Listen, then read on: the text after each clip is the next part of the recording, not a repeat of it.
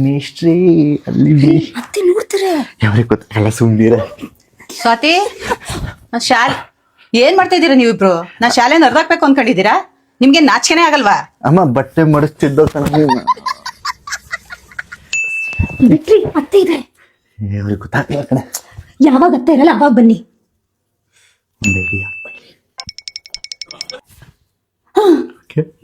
ಅತ್ತೆ ಸರ್ಪ್ರೈಸ್. ಮತ್ತೆ ಇನ್ಮೇಲಿಂದ ನೀವು ಮನೇಲಿ ಎಲ್ಲಿ ಓಡಾಡಿದ್ರು ಚಲ್ ಚಲ್ ಅಂತ ಸೌಂಡ್ ಬರುತ್ತೆ. ಎಲ್ಲಿ ಕಾಲ್ ತೋರ್ಸು.